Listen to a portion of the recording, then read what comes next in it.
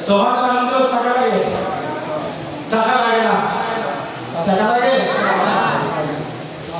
তাহলে আমার ফারুক রাদিয়াল্লাহু তাআলা বলেন, আমার রাসূল করিম সাল্লাল্লাহু আলাইহি ওয়াসাল্লামের মিলাদুন নবীকে যারা ইজ্জত করবে, মিলাদ মানে আগমন, আমার নবীজি দুনিয়া সেজন্য যারা খুশি উদযাপন করবে। এখন বলতে পারেন খুশির দলিল কি? ওয়ারাফানা লাকা যিকরাক, রাসূল করিম সাল্লাল্লাহু আলাইহি ওয়াসাল্লামের ইজ্জত আকাশ চুম্বি একটু দলিল দিলেন, কিন্তু আমরা যে খুশি পালন করবে কোরআনে আছে কিনা? আল্লাহ তাআলা বললেন, কুল বিফাদলিল্লাহি ওয়া বিরহমাতিহি ফাবিযালিকা ফালইফরাহু। হে পৃথিবীর মুমিন, আমার থেকে যে ফজল, আমার থেকে যে রহমত, যে নিয়ামত তোমরা পাইবা, সেই নিয়ামতের জন্য তোমরা খুশি পালন করবা। তার মানে তোমার সন্তান দীর্ঘদিন হয় না, আমি নিয়ামত স্বরূপ একটা সন্তান তোমাকে দিয়েছি, তুমি আকিকা করে মানুষকে খাও, খুশি পালন করো।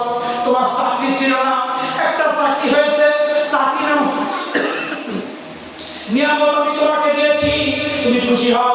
তুমি কোরআন মাজিদ পড়তে পারতা না, তুমি কোরআন মাজিদ পড়া শিখেছো, এলাকার মানুষকে খাওয়াও। আমরা ছোটবেলায় দেখেছি আম পাড়া ধরলে মিষ্টি খাওয়ানো, কোরআন শরীফ ধরলে ছাগল জবাই করে খাওয়ানো। এখন সেই রেওয়াজ নাই, যেখানে খাওয়া সেখানে খাওয়া নাই।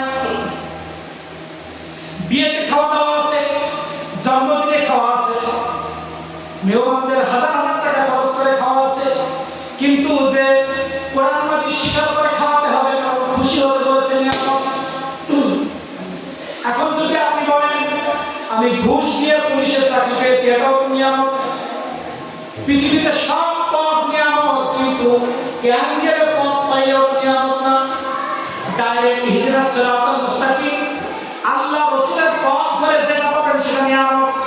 আল্লাহ রাসূল সাল্লাল্লাহু আলাইহি ওয়াসাল্লামের পথের বাইরে হাত ঘুরিয়ে যদি কোনো নিয়ামত পান, ওটা কিন্তু নিয়ামত না।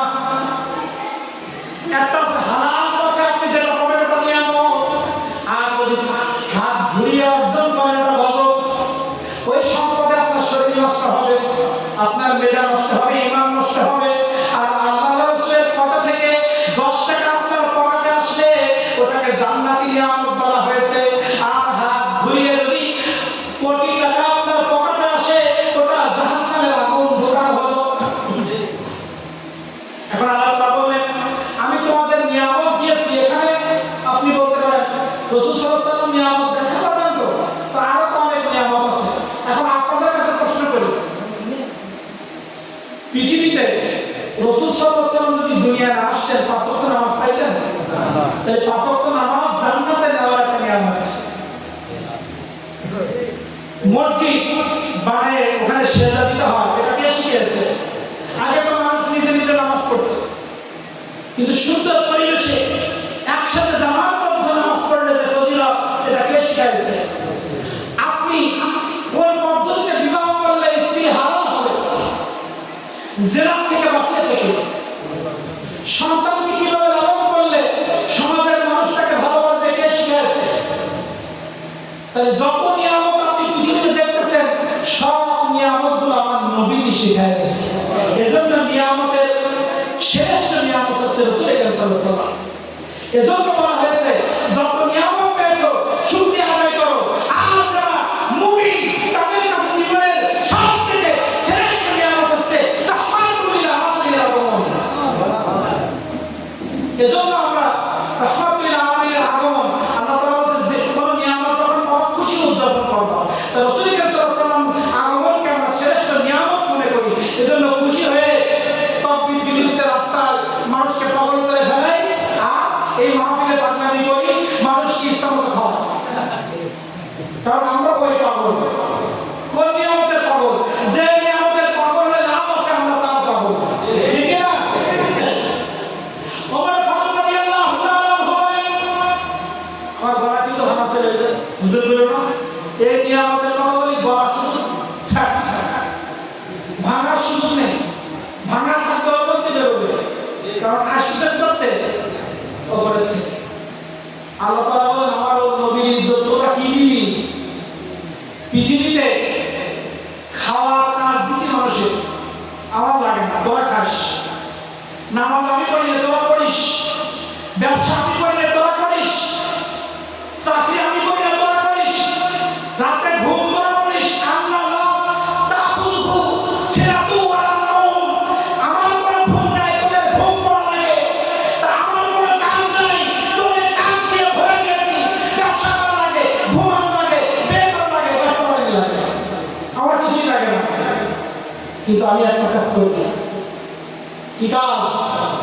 ইন্নাল্লাহা ওয়া মালাইকাতাহু ইউসাল্লুনা আলান নবী।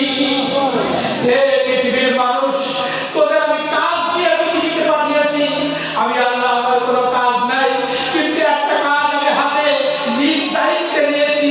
সেই কাজটা হচ্ছে 24টা ঘন্টা পৃথিবীর শুরু থেকে আমি এই আমলটা করেছি, এখনো করতেছি।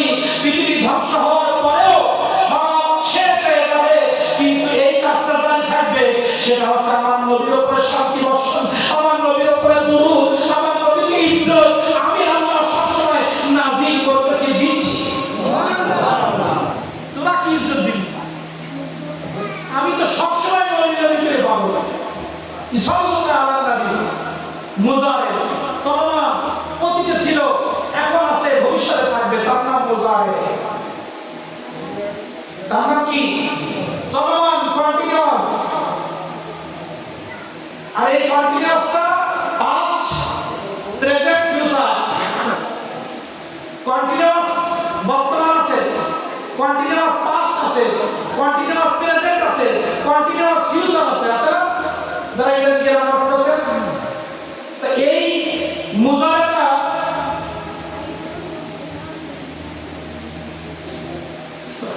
বারোটার মধ্যে শেষ করবো না? হ্যাঁ, শেষ করবো না? আপনার চালিয়ে হবে না, মোটামুটি গোছায় নিয়ে আসছে।